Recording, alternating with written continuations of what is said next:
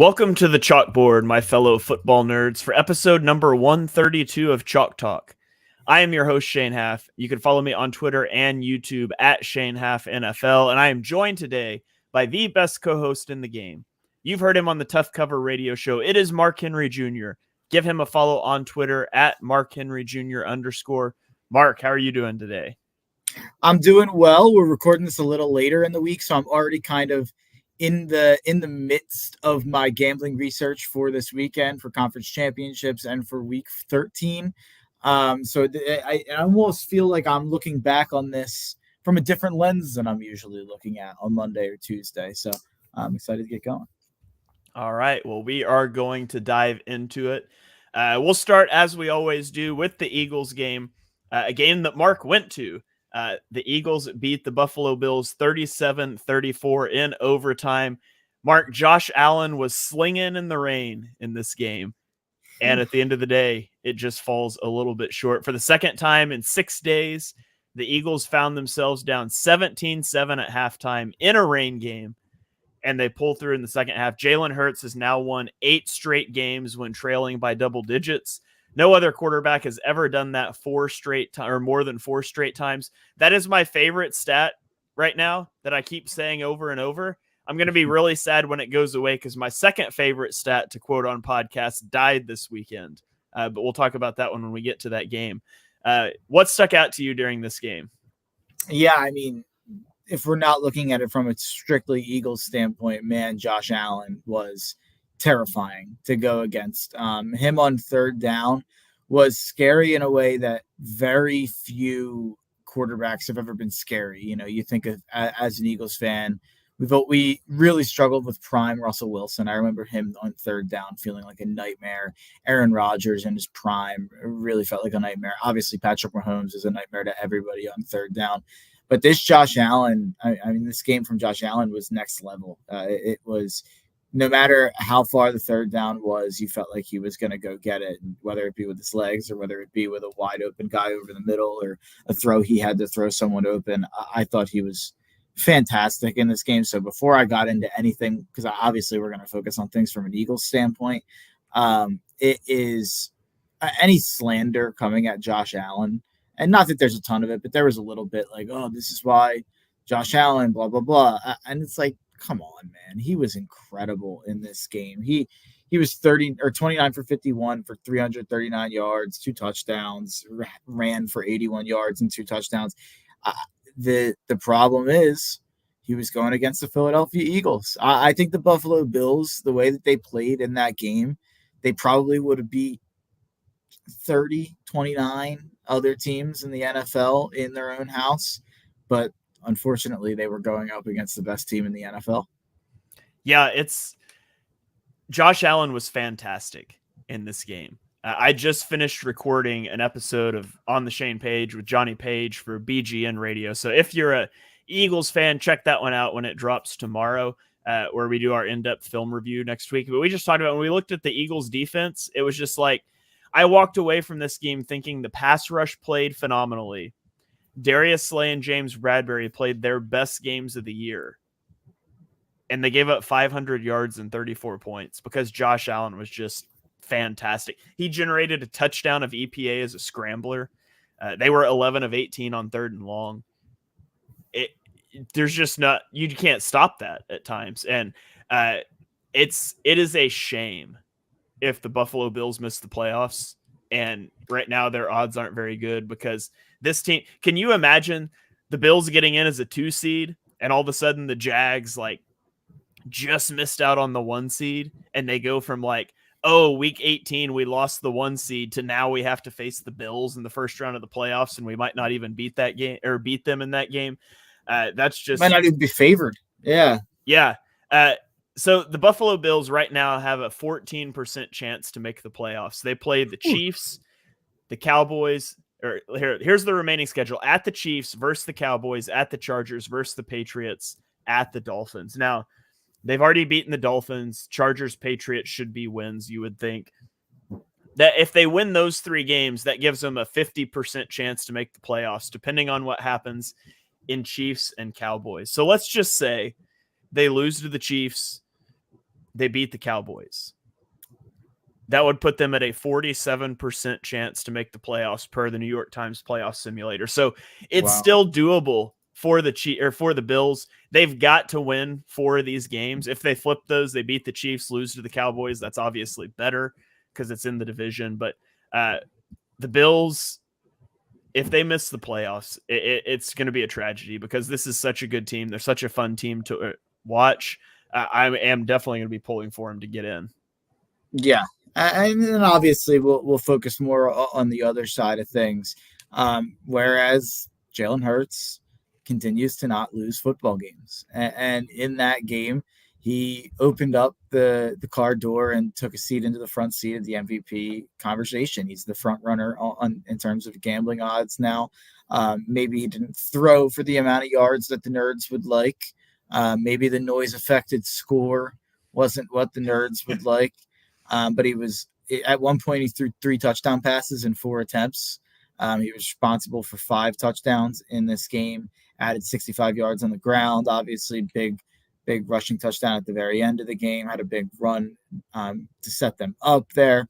I mean, it's hard to mention anybody else but Jalen Hurts first and foremost, where you are never out of a football game when Jalen Hurts is your quarterback, and I guess when Jake Elliott's your kicker too. But when Jalen Hurts is your quarterback, if you're down 10, you really have to start adjusting how you feel, because in the stadium, down 17-7 and then again down 24-14, the vibes were low. I mean, even for me, I didn't have a whole ton of belief that they were going to come back in that game, especially with how Josh Allen looked on the other side of the ball. But Jalen Hurts made it happen. And obviously there were other plays that led to that. James Bradbury makes a huge interception, which I don't think takes too much away from what Josh Allen's day was. Zacchaeus makes the huge catch in the end zone, but it comes down to Jalen Hurts. Mm-hmm. Yeah, it's crazy. So the Eagles score on 5 of their final 6 possessions, 4 touchdowns and a field goal. The one that they didn't was a 3-and-out in the one possession where they actually had a lead. So they take a lead, they get a stop, immediately go 3-and-out. When it ends up in overtime, let's just be honest. The Eagles get the ball down 3. I was just, all right, this is going to overtime. I felt that. And they get down there. Jake Elliott hits a 59-yard field goal in a monsoon. Jake Elliott, by the way, has never missed a game-tying or go-ahead field goal in the final 2 minutes of regulation or overtime. Also, Jake Elliott has made 5% of all NFL field goals ever made over 59 yards. Fun stat for you there. He is the best kicker in Eagles history. It's not a debate. Sorry, David Akers. It's not a debate anymore. Great draft speech from David Akers, though. It is true. We do need Jake Elliott to make a draft speech, maybe to fully ice it. But phenomenal kick. You go into overtime, and when the Bills won the toss, I literally said to my wife, I said, good, because the Eagles need them to go kick a field goal. That's the only way they can trail in overtime, and thus the only way they'll win. And so when they do, they kick the field goal. After the game, so my wife, we went to the Dolphins game earlier this season, and my wife's never been big into football. I mean, she lets me do my thing, but she's not really watching games. She's wanted to watch games since then, so we've been watching the games. And after the game ended, she was just like, "Are Eagles games always like this?" And I was just like, "Yes, they are, like absolutely." She needed to be a fan last year when it was easier. Yeah, but last year was an easy one to be a fan. But yeah, every game seems to, that meme that's going around where it's I can't wait to watch my favorite team. I want to die, and then my favorite team won. That's really what this Eagles team is. And this game personified that. Yeah, the other 2 other things I'll mention in this game. One is that the 37 points scored by the Eagles is the most allowed by the Bills defense this year. And if you want to say, okay, but it was only 31 in regulation, that would also be the most they've allowed this year. And it was in a rainstorm where the Eagles offense really only showed up for a half. And so it was an incredible performance by the Eagles offense in a game where you were trading blows, though. It is hard not to fault Sean McDermott for how the end of the game played out. So the Eagles on 3rd down, there's 2 timeouts, right? And it's like 3rd and 17 or whatever it was. They try to throw the completion to AJ Brown. It gets knocked down, thankfully, because it would have only been a 2-yard gain to begin with. And you've got Jake Elliott standing on the sideline ready to run a fire drill out onto the field because the Eagles have no timeouts. And so he sprints out on, or well, he doesn't have to sprint out, but he's not getting like those extra few kicks at the net. He's already iced himself, is what I'm saying, because he's just standing there thinking about running out for this kick. You call a timeout to ice the kicker. You let him walk to the sideline, swing the leg a few times, reset. You get out and you hit the field goal. And then instead of having one timeout with 20 seconds left, or instead of having 2, you have 1, right? And then you kneel the ball. After seeing Patrick Mahomes get in field goal range in 13 seconds 2 years ago to knock you out of the playoffs, the Bills decided to take a knee with 20 seconds and 1 that should have been 2 timeouts. That is inexcusable for the way Josh Allen was playing. Now, I know they got the ball first in overtime and they moved down the field. They could have done that in regulation and a field goal could have won the game. And I think it's just bizarre. Now, granted, they had a field goal blocked. They missed a field goal. Maybe they're just weighing risk and reward there. But I thought that was just a horrible decision by Sean McDermott. Yeah, I can't agree more. Our section was terrified that we kicked a field goal with too much time left.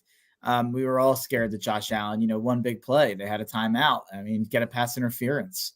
There's so many things that can happen. And, when you watch football every week, week in and week out, we talk about it every week. Something crazy happens at the end of one game every week, it seems.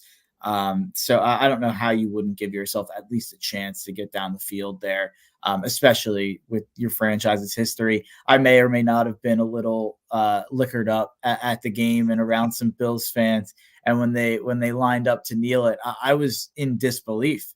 I just started yelling, well, at least, the Bills have never seen any game be decided by the last, 13 seconds of regulation. That's certainly something that's never happened in this franchise. So, yeah, it's incredible that they made the overtime. They complained and moaned for an entire offseason to get new overtime rules, and Josh Allen is 0-6 in his career in overtime.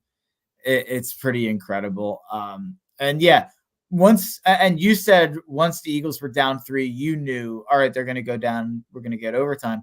Once the Bills only kicked a field goal in overtime, I was Brandon Graham. And I don't know who, I felt the exact same way. If anyone hasn't seen the video that the Eagles put out, by the way, congrats to Brandon Graham becoming the longest tenured Eagle in terms of games played of all time in his career in that game also.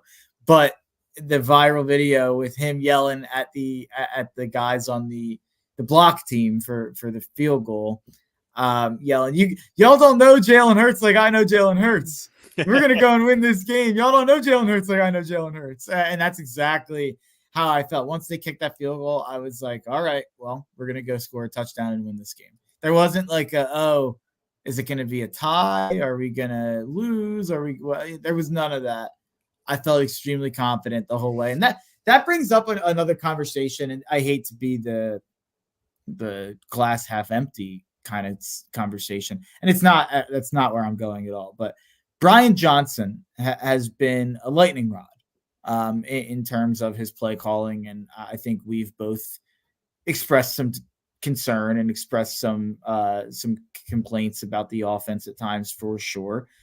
But it's ridiculous how good they are in these situations. I mean, I think you had the chart with EPA in the fourth quarter in non-garbage time, how incredible they've been. I mean, you think about the drives down the stretch. Obviously, Jason Kelce with the false starts and on the field goal drive almost kind of ruined it, but they got the ball down there pretty fast. They got the ball all the way down to the 31 initially, and then on the touchdown drive, I mean, that was surgical stuff from Jalen Hurts and from everyone on that drive. DeAndre Swift had a great run.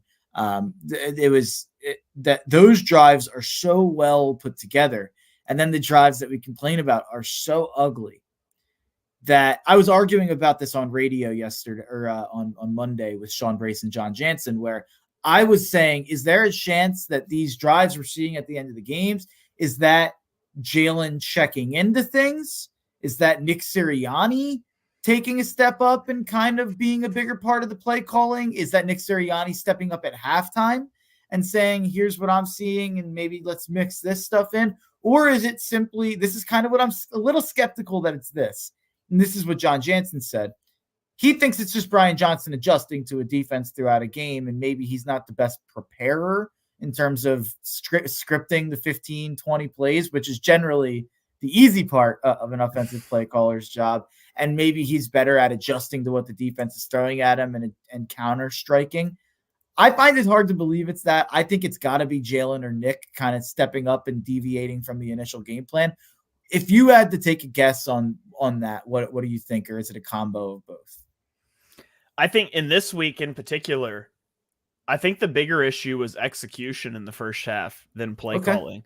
Jalen Hurts was bad in the first half and phenomenal in the second half. And you'd rather have that than the flip. But I thought one of the bigger issues in the first half was Jalen was doing a really poor job of reading out RPOs and zone reads. And so he was routinely, and I talked about this some with Johnny, but he was routinely pulling the ball when he should have given it. And there was a few where he gave it when he shouldn't have. And I thought in the second half, the Eagles stopped calling as many RPOs. They stopped running from 2x2 sets, running split zone, because the Bills had good defense for that. They started getting into 3x1 and running more like pin pull outside zone type of stuff. And I thought that really sprung the offense open. And so there was a certain shift. They went from running a lot of 2x2 to 3x1, and they stopped being so RPO heavy early in the second half.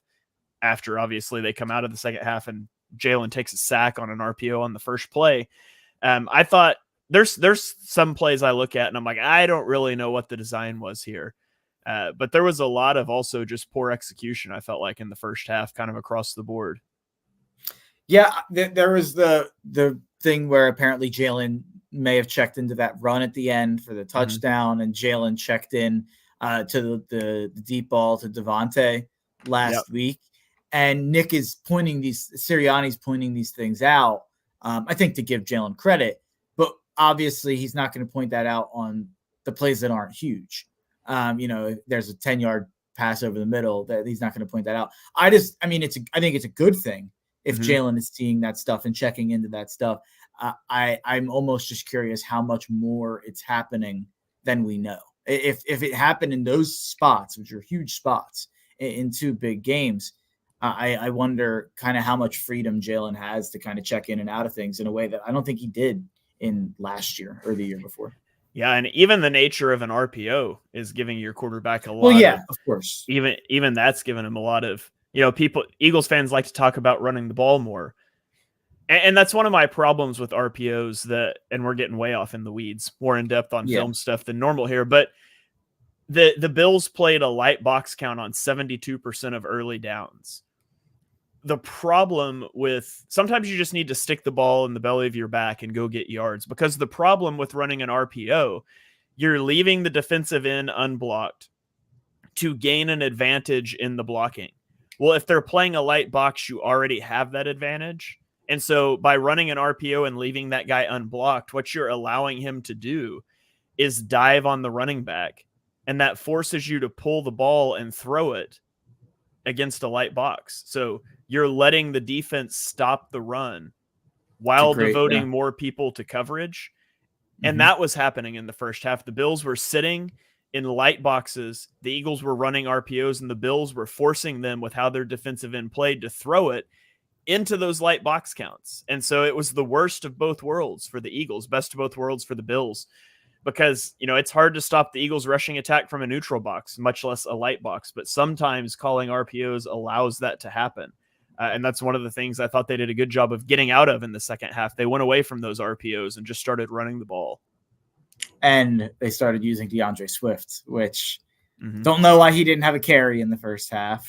It's not like Gainwell and if you look at Gainwell and Scott's numbers, it's not like they got a ton of carries, honestly. I think they got 4 between them, and I actually think it was for like 33 yards combined. So it's not like they did a terrible job, but it is just weird that DeAndre Swift didn't really get a chance in the first half at all. And then in the second half, he was used as such a feature back.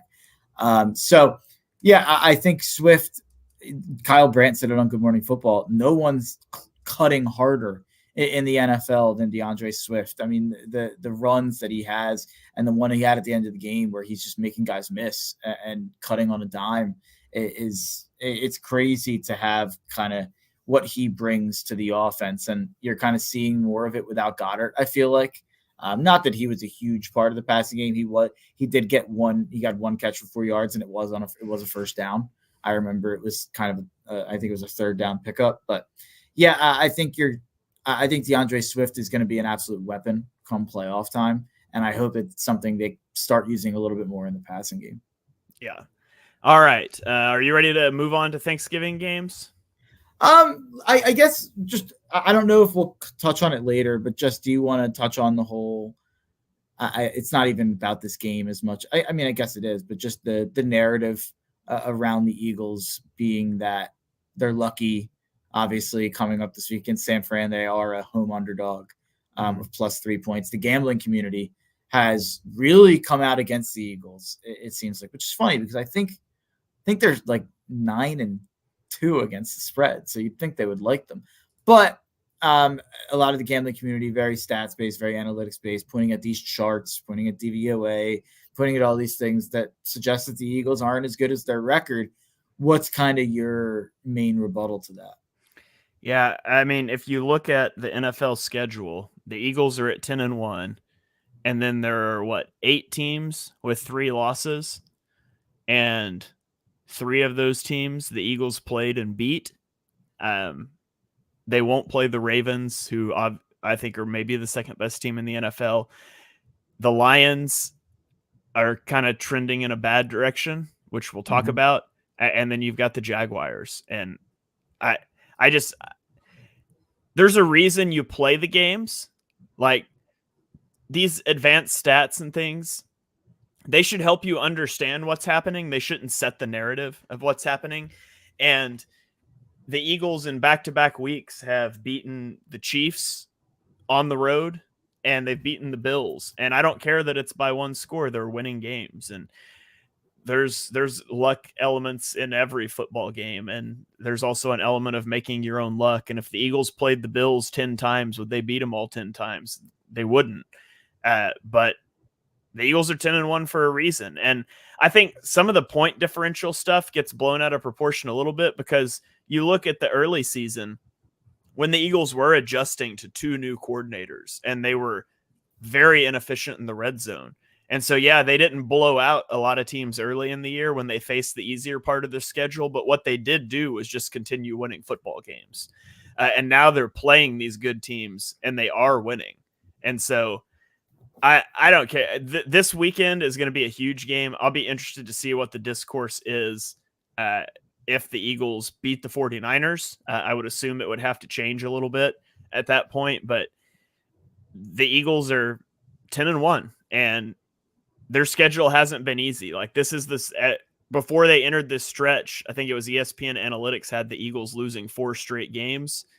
They've won 3 of those 4. So you go beat the 49ers and there's no more discussion. And you got a 95% chance at the 1 seed. If you lose, then you got to go beat the Cowboys. And this is a concerning game because you're playing the 49ers coming off of a longer week.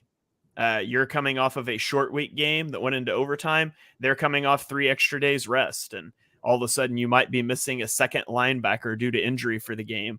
And that's not good against a team in the 49ers that runs a lot of heavy personnel, but it's the Eagles. And the way they've played, I feel really confident they're at least going to stick in it. So we'll see what happens this weekend. Yeah, and the big news we're obviously waiting on with Lane, with Dallas Goedert, with Fletch. Is there any update on any of those? Or I think they're all kind of up in the air at this point. I think it can't be forgotten that the Eagles won the last 2 weeks without Dallas Goedert. They won against Buffalo without Lane Johnson and Dallas Goedert while Fletch got hurt early in that game. I just think that if the Eagles would have played the Cowboys schedule, I think there's a good chance they would have been able to build up their DVOA numbers because they would have been pressed more against bad teams. Mm-hmm. But, the fact that all these betting adjusted lines, these betting adjusted graphs, ranking teams, and they want to say that the Cowboys are the second best team in the NFL to the 49ers. What happened when the Cowboys and 49ers played? The Cowboys lost by $1 billion. Mm-hmm. We're saying that's the second best team in the NFL. And I know one result doesn't dictate everything, but let's be realistic about things. And I actually do think that the Cowboys are a top 5 team in the NFL, but to have them definitively ahead of teams like the Chiefs and the Eagles is just crazy to me. But by the way, breaking news, Shaq Leonard will be taking time to think on it and make a decision over the weekend between the Eagles and Cowboys. Why wouldn't you want to get here faster? Come on, Shaq. Come on. Yeah. Injury news. Lane Johnson's expected to play. Zach Cunningham is expected to be out. And then I haven't heard anything on Fletcher Cox yet. Dallas Goedert's pushing to play. That Cunningham loss is huge, though. Not a preview pod, but that Cunningham loss is huge against 49ers. Yeah, for sure. So, all right. Anything else you want to say on that? Or are you ready to go on to Thanksgiving? Nope, ready to go. All right, we're going to hop into the 3 Thanksgiving and 1 Black Friday game, and we're going to do these 1-minute drill style. Because these games were so long ago, it's a little bit of old news, and we're going to kind of speed through these to get into the rest of the meat of the show. So, Mark, you are up first. As I try to set my screen share here, you're going to be up first, and I'll put you on the clock for Packers Lions. T-minus 1 minute. Thanksgiving tradition, unlike any other, the Lions lose. We all thought it might be different this year. The Lions were 8-2 going into the game. I mean, last week on the show, I said that they were the number 1 contender in terms of taking the bye away from the Eagles. But the Green Bay Packers did the Eagles and the Niners or the Cowboys, whoever you want to say is going to vie for that top spot, a big-time favor by taking care of Detroit on the road. They won by 7. The score didn't feel that close to me. This is just one of those games that confirms that Green Bay's a lot better than we thought they were over the last, month or so before they've started winning games, and that Detroit is not ready for prime time. The defense just isn't good enough, and you saw the return of Jared Goff on the fritz, throwing picks, fumbling the ball. He looked like the version of the guy that Sean McVay thought, I have to get rid of this guy. And the Lions, it was a fun story. It was cute. I think it's over. All right, there you go. One thing I do want to add on this game, you mentioned the defense. Since week 7, Detroit ranks 32nd in both defensive EPA and defensive success rate. So this is certainly a team that is headed in the wrong direction. Yeah, and when I say it's over for them, I really just mean like they can't compete for a real way. Like they could maybe win a playoff game against a wild card team, but yeah. Yeah. Okay, that puts me on the clock for Washington, Dallas. T-minus 1 minute. Go. Dallas blows out Washington 45-10. There were some cowardly decisions, some bad situational coaching by Washington in this game. On their first 2 drives, they punted on 4th and 4 and 4th and 2, both from the Dallas 44-yard line. You can't be doing that as that big of an underdog. Like, what do you have to lose?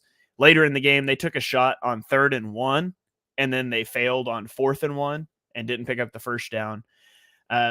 But Washington doesn't matter. They're irrelevant. What really matters is the Dallas passing attack, which continues to thrive. Dak Prescott is on an absolute heater right now. He's thrown for 300-plus yards in 4 of the last 5 games with a 17-2 touchdown to interception ratio.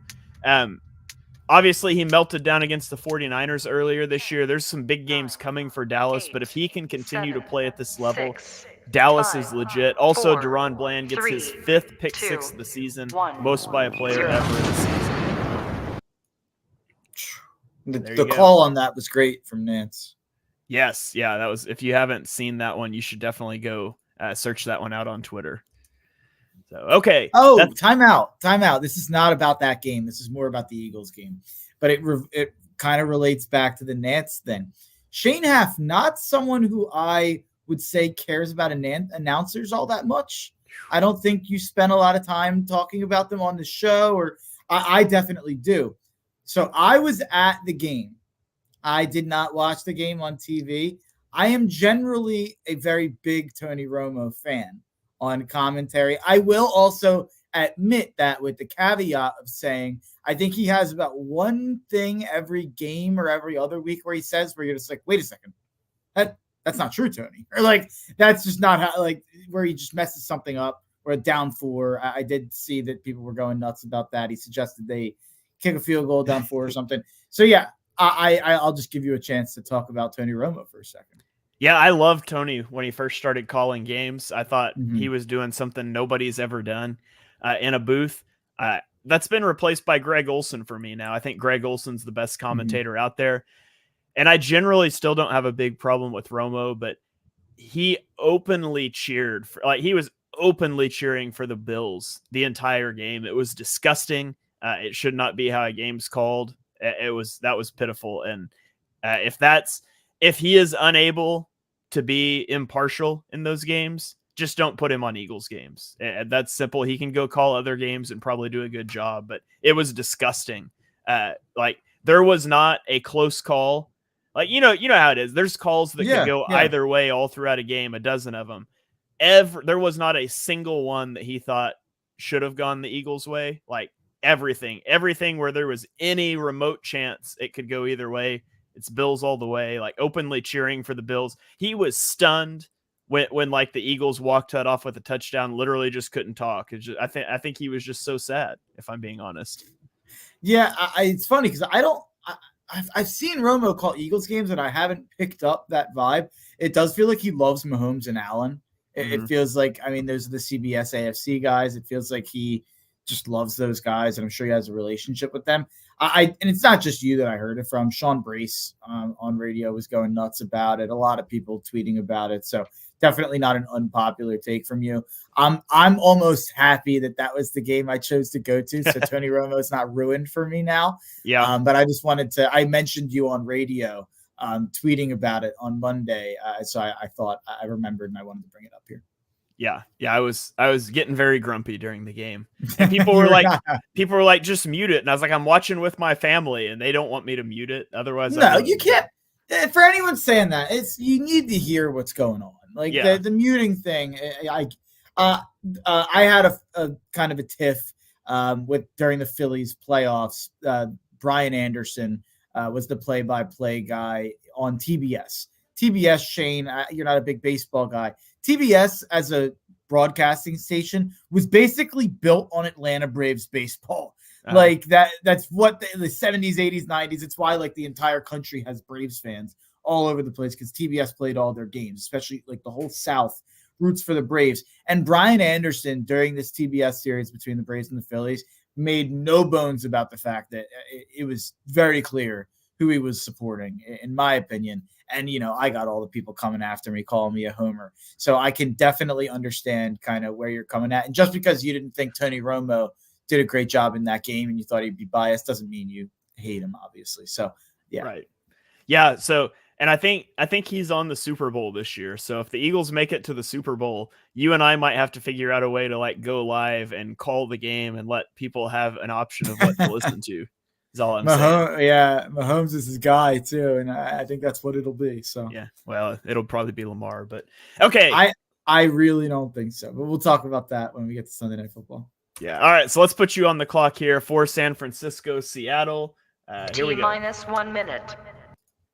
I might only need 20 seconds on this game. San Fran good, Seattle bad. No, I mean, I was 2 weeks ago when we talked about the playoff picture, maybe even last week, I was too dismissive of teams like Green Bay and the Rams getting back into it. And I thought Seattle could lose a couple of these games and it wouldn't even matter because I didn't think those teams had it in them to kind of get back in the race. It seems like Seattle's done. It seems like I just can't see them beating Dallas or Philly or San Fran over these next 3 weeks. And even after that, I think there's another tough one after that. Maybe I think Pittsburgh or something like that in the mix. Another one of those kind of fringe playoff teams, I think, from the AFC. So not an easy schedule for Seattle. But yeah, San Fran, I mean, Brock Purdy has the easiest job in the history of the NFL. I mean, this offense, Kyle Shanahan calling plays. Christian McCaffrey's unbelievable. Deebo Samuel is a little overrated, but he's still unbelievable. Ayuk's unbelievable. Kittle's unbelievable. They're really good. You ran out of guys to say are unbelievable there at the end. I could have went with Trent Williams too. Yeah, So, all right. And that takes us up to Black Friday, which was the Miami Dolphins at the New York Jets. I will throw myself on the clock for that one. So T minus 1 minute. All right, the Miami Dolphins traveled to the Jets. They win this game 34-13 at MetLife. The Jets offense was bad as per usual. Who would have known Tim Boyle was going to be bad? But a defensive score brought them within 4 points before half, and then the ill-fated 99-yard pick six on a Hail Mary by Javon Holland left the MetLife crowd stunned going into halftime. I've never seen anything like that before. The Jets offense did not break 100 yards in this game until the fourth quarter, which made it easy for Miami to overcome, turning the ball over 3 times, including 2 Tua Tagovailoa interceptions. That is something they're going to need to clean up if they're going to be true contenders moving forward. And they have a shot at the 1 seed in the AFC. The Jets are just unwatchable right now. I'm not going to rant again about how they threw the season away because I've said it all before, but it is truly sad to see such an incredible defense wasted. And make no mistake, they are being wasted. 20 picks and fumbles for Tua on the season. A lot of those fumbles have been recovered, but a little concerning. Yeah. All right, let's get into our Sunday games now. We'll slow it down. We can talk a little more about some of these games. Some of them still aren't the most interesting games, but let's start off with Atlanta at New Orleans, which is kind of an interesting game for the NFC South. Atlanta wins 24-14. The Saints entered this game as the only NFC South team without a losing record. After their loss to the Saints, they no longer hold that distinction. All the teams in the South have losing records. The Falcons and the Saints both stand at 5-6. Jesse Bates made the difference in this game for Atlanta. In the first quarters, the Saints threatened to take a 2-score lead. He jumped a Derek Carr pass and ran it back 92 yards for a touchdown. Then in the third quarter, up 14-12, Taysom Hill had a carry to the 9-yard line, but Bates punched the ball out and the Falcons recovered. The Falcons have 6 interceptions as a team. Jesse Bates has 4 of them. They have forced 10 fumbles and he's forced 3 of them. He was worth every penny in free agency.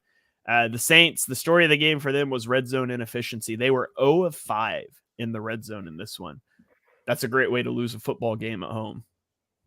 Yeah, great way to lose any football game is to have Dennis Allen be your head coach. It appears his career record is just an absolute abomination. I don't have it right in front of me, but it's really, really bad as a head coach. And there's a lot of players on the Saints kind of sending out some subtweets, liking some tweets on Twitter relating to Dennis Allen. I guess Dennis Allen, if you watch his press conference, the one I watched around the NFL today and they played it, Dennis Allen has a tendency to say, we have to be better. He just says constantly, we have to be better. We have to be better. Yeah, we're going to have to do that better. And Alvin Kamara basically liked a tweet from someone saying, like, stop saying to be better and actually tell the players what to do to get better. And I guess that there's not a lot of faith in the coaching staff going on in that locker room in New Orleans. Kind of made me feel like this division's Atlanta's to lose. Obviously a big win for Atlanta, just to tie it up and make sure that New Orleans can't win the tiebreaker there. But that kind of, those rumblings from the locker room can't make you feel good about a Saints team that just takes no chances down the field. Everything the Saints do is within 5 yards. They throw these little ins, these little slants, these screens to Kamara. They do a good job. It seems like at the end of games, like they had a couple field goal drives at the end of this game to make the stats look better than they are. Like Derek Carr put up 304 yards in this game. You look at the stat line, you might think it was pretty good. The offense was horrible in this game. And you would never know it just from looking at the stats. I mean, they outgained Atlanta by 50 yards. They had 444 yards. Didn't feel like it. Yeah, and by the way, this is a Saints team that is all in. They are projected $71.5 million over the cap next season. This is just a team that should have let it go several years ago, and they would probably be in a radically different spot right now. Wow, they were 0 for 5 in the red zone. Yeah, that is astounding stuff. We got Mitch Yeah, chiming in on YouTube. What's up, guys? What's up, Mitch? Welcome to the show. Glad to see you out here in the chat. Hopefully shirking some work on a Wednesday afternoon and listening to sports talk instead. Yeah, and you mentioned the pick from Derek Carr. That's the game. Yeah, they were I forget I have it right here. They're up 3-0. Looked like they were about to score a touchdown. You could go up 10-0 instead, being down 7-3 instead of going up 10-0 with these offenses. That's the game. So yeah, that's really all that there is to say. All right, let's move on to Cincinnati, where the Pittsburgh Steelers beat Cincinnati 16-10. Mark, let me tell you a story about a man named Matt Canada. The year was 2020. The Steelers lost a wild card game to the Browns 37-48. They put up 553 yards of offense, but could not win the game. They went out that offseason and they hired a man by the name of Matt Canada to be their offensive coordinator. And for the next 1,051 days, he would coach 45 games for the Steelers, and never once would they reach the pinnacle of 400 offensive yards. In that time, offenses had 333 such performances in the NFL, but the Steelers had 0. Well, unfortunately, last week, the time had come for Matt Canada. He was fired by the Steelers, and in the first game without him, the Steelers found the Cantidote. They put up 400 yards of offense in a win over the Bengals. That is my second favorite stat that I can no longer use. So hopefully the Jalen Hurts one lives forever. Pittsburgh had 6 plays of 20-plus yards in this game, 4 passes and 2 runs. They still had issues finishing drives. They went 1 of 4 in the red zone, but they moved the ball between the 20s well. I thought they let Pickett push the ball downfield and over the middle of the field more. There's still instances with Pickett where he's late. He's a hitch late, and that causes some issues, but hopefully he can work that out. On the Bengals side, the Bengals offense was just stuck in the mud without Joe Burrow. We said their season was over a week ago, and that's true. Joe Mixon couldn't run the ball, 16 yards on 8 carries. TJ Watt had 2 sacks and 4 pressures. Watt now has 91 sacks, so he joined Reggie White as the only player with over 90 sacks in their first 100 games, as the Steelers held Cincinnati to only 10 first downs and 25 rushing yards. So that concludes the story of Matt Canada. Mark, what did you see in this one? Yeah, I thought this was one of the better games I've ever seen Kenny Pickett play. This is kind of what I had in mind with Kenny Pickett. And was it perfect? No. But he pushed it down the field, like you said, and it wasn't all sideways. It was finally somewhat offense, which is really all you can ask for. And then on the other side, I guess Jake Browning wasn't an abomination, but he wasn't a competitive starting quarterback either. So I think that the Bengals will be pretty big underdogs the rest of the way. I think you saw Joe Mixon in a game where they really need the running game to work. It's not going to work without Joe Burrow. I think Joe Mixon is half past cooked, and some of his stats have looked good at times this year. I think a lot of that's just having to do with having the weapons of Jamar Chase and T. Higgins and having to worry about Joe Burrow. I think, yeah, I mean, we said it last week, but the Bengals season's over. Yeah. All right, let's keep rolling here to a showdown in the AFC South. Jacksonville at Houston. Jacksonville won 24-21. They remain the kings of the AFC South for now, doing just enough to pull this out. They take a 2-game lead in the division. They still do have the Ravens and the Browns on the schedule, but outside of that, it's really easy. Houston also has the Browns. They have Denver and Indianapolis. So I think the Jags are in prime position to win the division at this point, but I still think Houston's going to make the playoffs. Trevor Lawrence pushed the ball downfield again, something we've been begging the Jags offense to do, and they've showcased that the last 2 weeks. He was 7 of 14 for 180 yards on passes over 10 air yards. This all culminated in a potential C.J. Stroud comeback bid once again that fell short as the Texans missed a 58-yard field goal attempt that would have tied the game. There was some weird game management stuff from the Texans, like down 10 on their own 46. They went for it in the early fourth quarter on a 4th and 1, but they called pass plays on both 3rd and 4th, and the 4th down pass was a deep ball. I mean, just QB sneak. It is not hard. 3rd and 4th and 1. My main takeaway though is Lawrence and Stroud is going to be an absolute treat to watch for the foreseeable future. You add into that Anthony Richardson in Indianapolis, if he's able to come off of his injury and be as dynamic as he looked this year. The AFC South has young quarterbacks that are going to be a lot of fun to watch for a long time moving forward. Yeah, we'll see on Will Levis too. Yeah. Obviously not great showings to start, but he's had some promise too. So all young quarterbacks, it's exciting, but not exciting if you ask Trevor Lawrence. Did you see what Trevor had to say about that? I didn't. What did he say? They asked him, like, are you excited to kind of play CJ Stroud for the next however many years? And it seems like that's going to be a really fun rivalry in the division and play a lot of primetime games against each other. And he was like, no, I'd prefer for the teams in the division to be as bad as possible. He's like, I'm not excited about it. He's like, CJ's great. We all know that. He's like, nobody knows more than me how hard it is to be good as a rookie.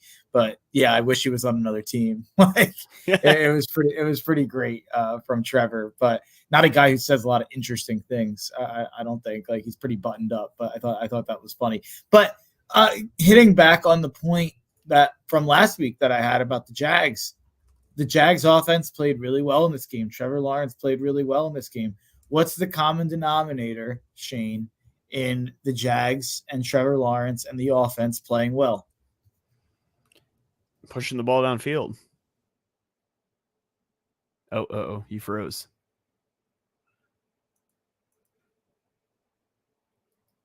Okay, Mark froze. He's going to be back, and he's going to tell us what the key is at some point. I was just going to say, I think it's really funny. We talk about, Trevor Lawrence is in his 3rd year in the NFL. Oh, there you go. You're back. I'll save my tidbit because I wanted to get your reaction to it anyway. So what's the secret, Mark? I have no idea what just happened. First of all, that was insane. Getting past that. It's Calvin Ridley. Calvin Ridley in wins and losses. We talked about this last week, right? Am I imagining that? Was that a dream that I had where we were on a podcast together? No, you're right. You're right. Yeah. Ridley? Okay, I was just making sure. I was like, geez, I thought I talked about that. In losses and wins, his stats are completely different. In wins, he's one of the best receivers in the NFL. In losses, he's completely invisible. And in this week, I think it was 5 catches on 6 targets, 89 yards, and a touchdown. Big touchdown, if I'm not mistaken, as well in that game to put them up later in the game. I just think if he's going, this Jags offense will be going. It seems like he's been a little inconsistent at times this year, but down the stretch lately, he's been really good. So I'm expecting more of that down the stretch for Jacksonville. And I think there's a chance that too many people threw Jacksonville out in the trash when they lost big time to San Francisco. But hey, we're letting Dallas be the 2nd best team in the NFL now. Dallas they're the hot new flavor. Jacksonville's beaten better teams than Dallas has. That Houston win alone this week is more impressive than anything Dallas has done this year. And we're just crowning Dallas and no one wants to give Jacksonville any credit. Jacksonville's accomplished just as much as Dallas has in recent memory in the playoffs. They won a playoff game last year. Dallas hasn't won more than a playoff game since before I was born. So I just think I think Jacksonville, people are sleeping on them. Yeah. I was going to make a point about Trevor Lawrence. He's the old guy in the division now, right? He is. Like, got all these young quarterbacks, but you know what's funny? Trevor Lawrence in his 3rd NFL season, he's thrown over 1,500 NFL passes. Did you know he's not the oldest starting quarterback in the division? Let me think. It's got to be Stroud, right? It's Levis. Okay, yeah, you're right. Levis, who's thrown 150 passes, sorry, I got that wrong. He's 2 months younger than Lawrence, not 2 months older, but they're both 24. Okay. So it ruins it a little bit, but yeah, Stroud's only 22, Richardson's 21. Wow. Very young. I forgot Levis was that old. It probably played a part in me being not all that high on him in the draft. I totally forgot about that. Yeah. Okay, let's move on to Indianapolis. Tampa Bay at Indianapolis. Tampa Bay lost this game 20-27. The Colts forced 2 turnovers. They pressured Baker Mayfield 16 times, including 6 sacks, one of which was a strip sack. I think this was very much a Baker Mayfield is who he's always been, an up and down player, right? Like he had one drive where he scrambled for a first on 3rd and 8. He threaded the needle for on a 4th down pass. They end up scoring a touchdown. Later, he throws an ugly interception and he loses a fumble. If Tampa Bay could get a quarterback, like the bones are there on this roster still. I just don't think they're going to be in the place to do it. On the Indianapolis side, they continue to win games. Jonathan Taylor averaged 6.1 yards per carry. He had 37 rushing yards over expectation, which is his highest total of the year. He also passed Marshall Faulk for the most rushing touchdowns by a Colt in their first 4 years. I'm young enough, I didn't even know Marshall Faulk was a Colt. I just remember him as a Ram. But then, of course, you had news that came out. Have you seen the Jonathan Taylor news today? Yes. Yeah, so Jonathan Taylor sustained a thumb injury, and he's probably going to miss a couple weeks, which is really unfortunate for the Colts as they try to make a playoff push here. Yeah, it definitely is. I will say Zach Moss did a really good job earlier this year, and I think he had like a 200-yard game. So I don't think it's a death knell for Indy, and you look at their schedule down the stretch, it's not very hard. In fact, they have Tennessee this week. They're one of my favorite bets. I think Indy's going to win this week and get to 7-5. And they haven't beaten a lot of good teams, but I don't know if I've ever remembered a team being over 500 at this point of the year being talked about less throughout the year than the Colts have. Is that a fair kind of thing? Yeah, I mean, I think they have a rookie quarterback and then he gets hurt and everybody just kind of forgets about them, but they're quietly hanging in there and have a good shot to make the playoffs. They're currently in the playoffs. I'm pretty sure their gambling odds are even money. Like I think it's -110 both ways to make the playoffs. It's definitely going to be interesting. They are, you don't think of them. You look at Minshew's numbers and doesn't wow you or anything like that. They are actually, in terms of their team total overs, Shane, they are the best team total over team in the NFL from a gambling standpoint. They've hit their team total over 9 times in their 11 games. For anyone out there who doesn't know that, obviously every game has a spread and has a total. And if the total is 44 points and, the Eagles are a 1-point favorite, that means that their team total over is going to be 22.5. So the Colts have hit that 9 times. And you wouldn't think of them, oh, what a dynamic offense, cashing overs.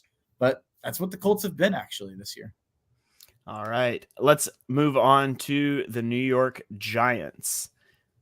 We've got the New England Patriots at the New York Giants. Thought about using it here, Shane. I'm not going to use them. Keep it in my back pocket. I thought about it too. DeVito. I thought about it too. Tommy DeVito. You remember when Bill Belichick versus a rookie quarterback was game over, Mark? Well, not when it's Tommy DeVito. He just lost to a UDFA Tommy DeVito 10-7. The Patriots missed a 35-yard field goal that would have tied the game. Mac Jones started and was benched for like the 4th time this season after throwing 2 picks. This was Jones's 5th career game with 0 touchdowns and 2 or more interceptions. Bailey Zappi came in relief and averaged 1.1 air yards per attempt, the 3rd lowest in the next-gen stats era. Your guy, Jalen Hyatt, had a career-high 109 receiving yards for the Giants, 5 receptions on 6 targets. So, I don't know. Honestly, terrible outcome for the Giants, who desperately need a quarterback, and they've won their way out of the May Williams sweepstakes at this point. The funny thing about the Giants is I was listening to a podcast that a Giants fan was on, and he was talking about kind of the upcoming draft, and he was against tanking. So he was like happy that they were winning for the culture, which I think we both agree is stupid. They should have wanted to lose this week, especially against New England, who only has 2 wins. But he was saying, you look at how they've drafted, and it is, besides Evan Neal, who's a catastrophe. You look at their recent drafts, they've done a decent job. This year, Deonte Banks looks excellent. John Michael Schmitz looks excellent. They have another guy that they drafted a little bit later. I think I might have his name wrong. Micah McFadden. Is that a name?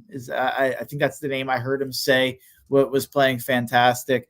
And then even last year, there were a couple players. Obviously, Jalen Hyatt, you just mentioned, 5 catches, 109 yards, big game, kind of breaking out here. So even though it's been such a depressing year for the Giants, and I almost think, and I've kind of said this for a while now, I almost think it's kind of the best case a little bit, where you might be able to get out of this Daniel Jones thing, and the money only really is due for one more year. So you could go and draft a guy and just be like, all right, we're dealing with the Daniel Jones contract next year, either play Jones or let him rest up. I think it almost gives you a little bit of an out. And obviously it would be better if they lost the last 2 games.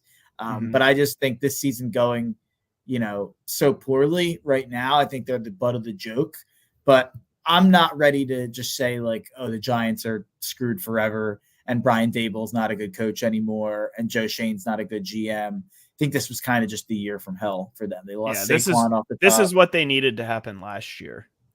Yeah, they were too good last year. That's honestly the problem. Like that probably it messed up the timeline a little bit for sure. And then you go out and you get Darren Waller. That's probably something you shouldn't have done. Trading a draft pick for that. And it almost forced you to go and make a couple of decisions to try and compete with a team that was nowhere near ready to compete. But I do think ultimately this is kind of the best thing to happen to the Giants. On the other side of things, lose, baby, lose. It's all you can do if you're the New England Patriots right now. Yeah. Okay, let's go to Tennessee, where the Carolina Panthers face off with the Tennessee Titans. The Titans win 17-10. I don't care about the result of this game. They gave themselves a chance to tie the game late. Bryce Young threw short of the sticks on 4th down to end the game. But the Panthers, after this game, they fired head coach Frank Reich, quarterback coach Josh McCown, and running back coach Deuce Staley. And that's just not the problem. It's not the problem. The problem is a bottom 3 roster in the NFL. You gave up way too much to move up to number 1 to take QB3 in the draft. And it's just the real issue. The real issue is David Tepper, David Tepper comes into the league and, you hire Matt Rule and you fire Matt Rule, and Matt Rule was a bad hire to begin with. And then you hire Frank Reich and you fire Frank Reich 11 games later because he couldn't make Bryce Young look good. A quarterback there was a lot of questions about being able to translate his play to the NFL. So you should be firing your GM, except there's all kinds of reporting about David Tepper was very adamant that he wanted Bryce Young. The best owners are the ones that write the checks and stay out of the draft room. And he didn't do that. And this franchise is going to pay the price for it for years to come. And ironically, not only did they pass on CJ Stroud to take Bryce Young, they traded what's going to be the number 1 overall pick this year to go get him. So essentially, they gave up Caleb Williams and CJ Stroud to go get Bryce Young. And I'm not even saying Bryce Young can't ever be the guy. The guy doesn't have a chance. They have no weapons. Their offensive line's a disaster, and he's a guy that needs a very specific set of circumstances to thrive.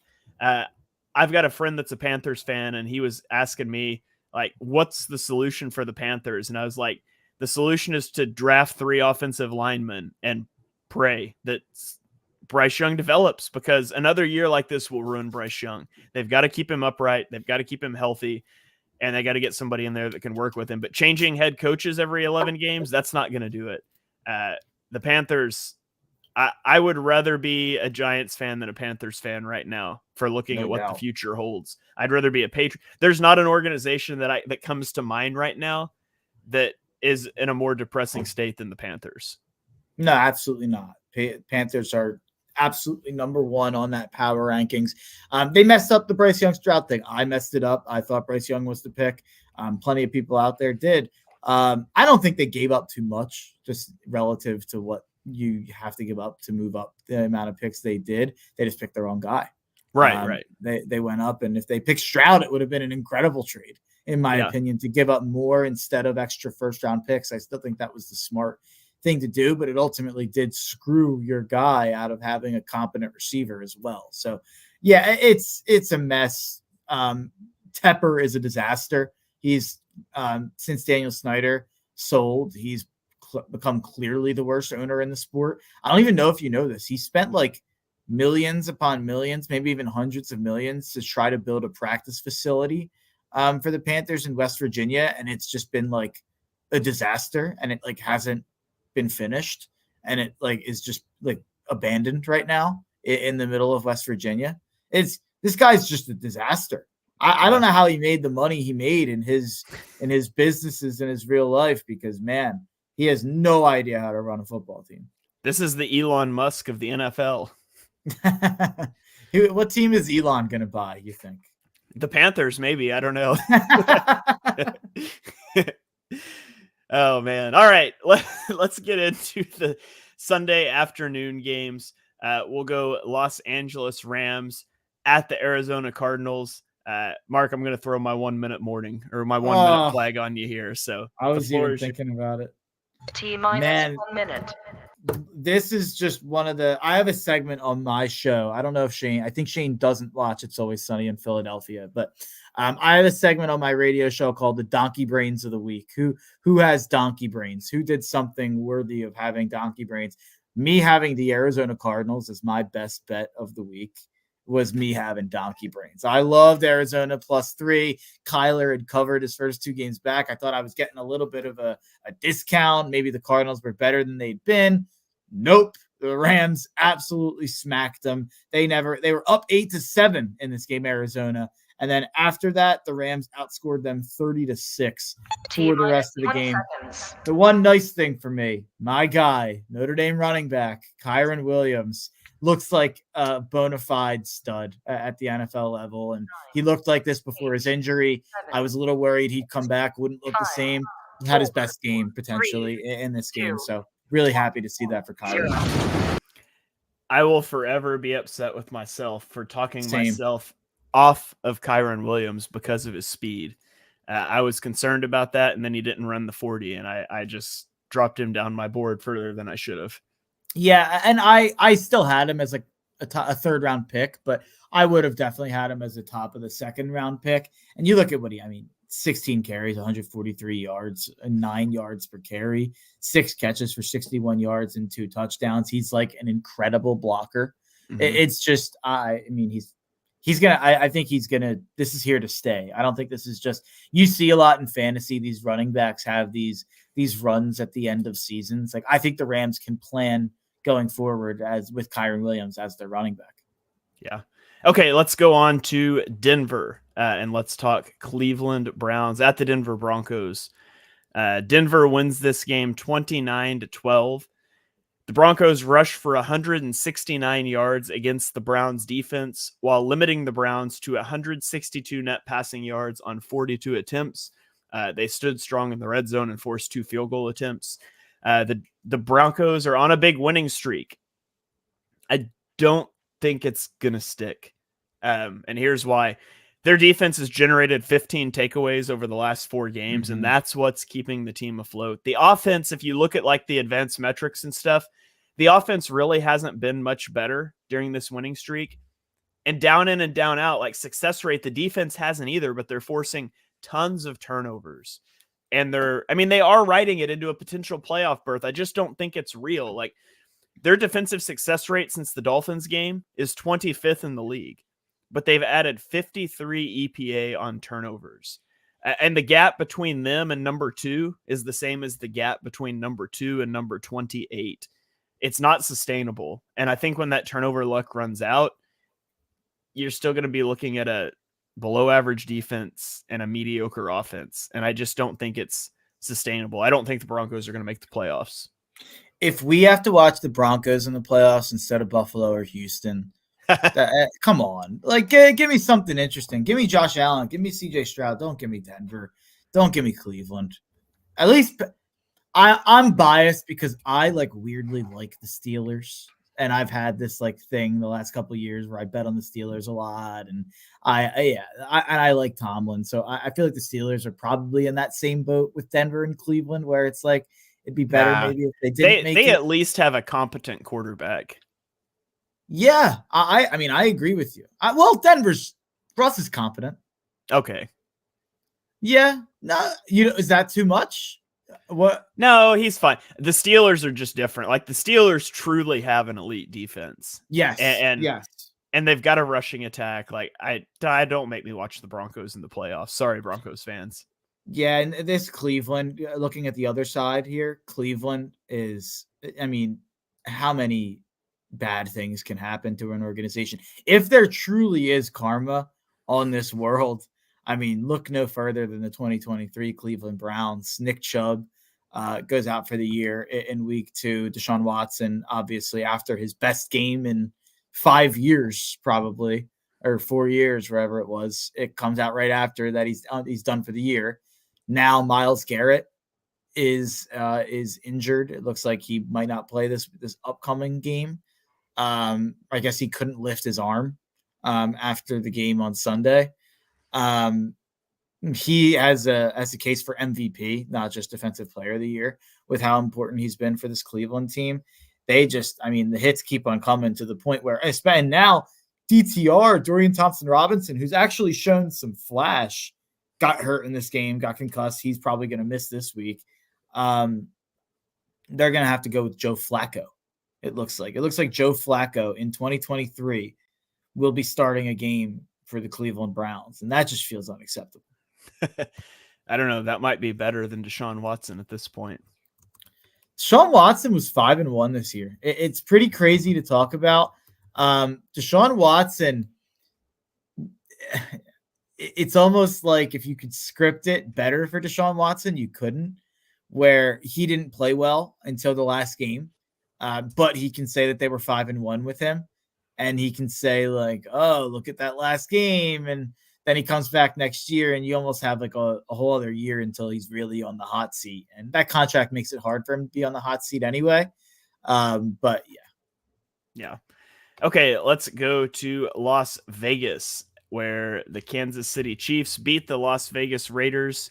You putting me on the clock for this one? I'm putting you on the clock. 1 minute warning. I didn't see a second of this. T-minus 1 minute. All right, here we go. As I scramble to pull my notes back up, but I got time because this was not a good game. Kansas City found themselves down 14-0 early after generating only 13 yards on their first 2 drives, but then they went on back-to-back 70-plus yard touchdown drives to take the lead, and they never looked back. Travis Kelce had 91 yards, and he topped 11,000 career yards. He's the only player in Chiefs history to hit that mark and the fastest tight end to the mark in NFL history. Rashee Rice had 107 yards and a touchdown. Rashee Rice is going to be huge moving forward. The Chiefs need to have him ready by the playoffs, a guy that you can trust in addition to Travis Kelce for reasons we saw last week against the Eagles. The Chiefs defense allowed only 113 yards in the second half, and they held Josh Jacobs to 16 yards on 8 carries. It was a fun story getting the interim head coach boost. The Raiders just need to rebuild. They're not there yet. 0. All right. So that brings us to Sunday Night Football. And on Sunday Night Football, we have the Baltimore Ravens against the Los Angeles Chargers. The Ravens win this game 20-10. Los Angeles opened the game with a field goal drive, and that was honestly as good as this game got. They turned the ball over 4 times against the vaunted Ravens defense. Keenan Allen, Austin Eckler, Justin Herbert each had a fumble in this game.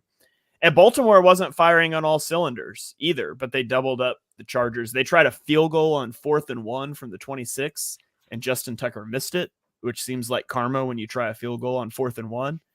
But Zay Flowers ripped off a 37-yard touchdown on a jet sweep to seal the game for Baltimore. And in this game, Lamar Jackson officially topped 5,000 career rushing yards, becoming the 4th quarterback to ever do that. Mark, can you name the other 3 quarterbacks? What was the stat? How many rushing yards? 5,000 career rushing yards as a quarterback. Vic. Yep. 5,000 career. Randall? Nope. More recent. Yeah. This is tough. Let me. I feel like I'm going to make a terrible guess here. It's tough because all the guys I'm thinking, like Cam probably didn't get there, right? He did get there. Cam's Cam got one. there. And then one other one. Give me the third. He's currently an active NFL player. And we've already talked about him on this podcast. It's not Jalen. Russell Wilson. Yeah. Oh, wow. He had that much rushing yards? Yeah. Yeah. That's shocking to me. Wow. 5,000? Yep. Wow. I have to go back and look because I guess I'm just so used to now like current Russell Wilson that the thought of him running that much like shocks me. Yeah. Yeah. Wow. He has 5,232 yards in his career. That's shocking. Well, I guess he would have like probably just got there recently. But yeah, that's crazy. Wow. Yeah. So he just topped it this season, actually. Now I'm like diving on Football Reference. That shocked me. All right. What do you got anything you want to point out on this game, or were you still de-icing from the Eagles game? Yeah, I mean, I'm almost like exhausted of doing it. And Sean Bernard, I don't know if you know him. He does some stuff with Edge of Philly Sports, with Dives, with mostly Sixers stuff. He's a Sixers guy, but he's my co-host on my radio show. And he is a big-time Justin Herbert hater, like more than me, I'd say. Which probably shocks Shane to hear that there's someone more than me that can't stand Justin Herbert. But he puts out clips every time we talk about Herbert on the show, and it just gets me in trouble on Twitter and the Instagram comments, and I get mean DMs from Charger fans, I guess, or like Oregon fans or Justin Herbert fans. It's crazy, the Justin Herbert discourse, but at a certain point, the results have to matter. The results have to matter at some point. He's 4-7. They scored 10 points in prime time. They were they at home? Was this a home game for them? Yeah, it was a home game. Yeah. I guess that's one thing that you can't blame him for. They never really have a home game, but at least it wasn't a road game. And you put up 10 points. Everyone tells me, it's always the defense's fault. And the defense looks to have played a pretty good game, holding Lamar to 177 yards. I just think at a certain point, Justin Herbert gets more credit than anyone I've ever seen while accomplishing less than anyone I've ever seen. And, that's fine. Ben Solak can go and put him fourth on his QB rankings while putting Jalen Hurts sixth. I think he's an absolute fraud for doing so. And I think that, the tape community sometimes gets too locked in on some things that they hold precious to their heart without realizing that, oh yeah, being mobile actually matters. Like having not that Justin Herbert isn't mobile, but I think Jalen Hurts is obviously on another level of that, where I don't think it's exactly a one-to-one fair comparison just to compare them as strictly pocket passers without taking into account everything else Jalen Hurts brings. Ranking Justin Herbert over Jalen Hurts is just, I don't even really have words for how upset it makes me. And that my problem with Justin Herbert is, and this is kind of exactly what I want to drill it down to. My problem with Justin Herbert is not that he is not good. I said it on last week's show. The one touchdown he had was, in my opinion, probably the most impressive dart of the season into the end zone between two guys, really small windows, really good throw. But Justin Herbert's 29-31 in his career. Lamar's 54-19. Jalen Hurts is 33-12. Josh Allen's 58-30. Patrick Mahomes is 72-19. He can't be with those guys until he accomplishes something. And I'm not saying he has to win a Super Bowl. I'm not saying he has to go to a Super Bowl. I'm not saying he has to go to a conference championship. But all those guys have had 12-win seasons, or all those guys have won a playoff game. They've all accomplished something in a way that I'd like to see Justin Herbert accomplish something before we start putting him over guys like Jalen Hurts, who took his team to a Super Bowl and then stood toe-to-toe with Patrick Mahomes and put up 35 in the game. I don't even want to start this discourse, Shane, but because Tua's been bad lately. No, I'm not willing to listen to this. I just have a stat that you'll hate. But Tua, this is not me saying Tua is better than Justin Herbert at all. That's not what I'm saying, because I think I've actually been more critical of Tua lately than anybody else. I feel like a lot of people are just shrugging their shoulders because the Dolphins keep winning. I'm nervous about Tua. I think he does not look like himself at all right now. especially once you get him off script. But taking that aside, Tua Tagovailoa has as many wins as Justin Herbert in 16 less starts. That's all I had to say. Same amount of wins. All right. Let's move on to the last game. It is Monday Night Football. And by the way, I thought about saving the 1 minute warning for the last game, but I was like, it's the most recent game. I'll let it play out. Yeah. I thought about it as well, honestly, except I wanted to talk about, I needed to get our last element of our title in here about the Passtronaut being grounded. After back-to-back wins, the Josh Dobbs magic ran out. He's recorded his second straight loss. He threw 4 interceptions in this game. He held the ball a long time. He wasn't decisive as a scrambler. He had far too many mistakes. On the Bears side, though, the offense was just atrocious. Like, Justin Fields had a time to throw of 3.37 seconds with an average depth of target of 2.7 yards. Anytime your time to throw is higher than your average depth of target, that's bad. That was the 4th highest time to throw with the lowest ADOT in the league this week, and against a super blitz heavy team. The teams combined for 6 turnovers and 1 touchdown. The touchdown was scored by the losing team. This Bears win is the first win this season by a team who failed to score a touchdown, which is just truly mind-blowing stuff. They win 12-10. What was your takeaway from this one? I fell in love with Josh Dobbs. I fell hard. I took this one hard. I was watching this game like I was a Vikings fan, rooting for Josh Dobbs. I had a big Vikings bet on it. He was horrible. I mean, he was just absolutely horrible in this game. They said they're going to evaluate their options at quarterback, which seems crazy after how good he's looked at times. But yeah, I guess you have to. He was that atrocious, and losing that game was inexcusable. And that opens up 2 spots potentially in the NFC playoffs if they can't get it together. And they do have a couple tough games remaining. I thought that we kind of counted this Chicago game as a win for Minnesota in that playoff chase, but obviously not the case. I would say it's a really bad loss for Chicago if they didn't have the number 1 pick coming to them from Carolina. But would have been nice to still lose this game. Yeah. I don't even know. Like, this isn't a fixing your franchise. We'll do that later in the season. So all of the teams, just by the way, if you're a new listener to the podcast this season, once we get down to the end of the year, usually the last week, we don't really so much talk about the games for non-playoff teams. Instead, we do a fixing your franchise thing where we kind of talk about what moves we would be looking at the offseason. We'll save that for Chicago. We're going to get there. We'll do a lot of content into the offseason as well. So you guys can stay tuned for that. We'll throw it to our final thoughts here. Mark, I kind of want to cancel a team. And okay. You know what that means. That they're going to win next week? They're going to win next week. Yeah. But the problem is, like, the teams I want to cancel might still make the playoffs. Like, I want to cancel the Jets because they're just atrocious, but Aaron Rodgers is maybe going to come back in a week or 2, and then that's going to look bad. So I'm just going to play it safe here, and I haven't canceled this team yet.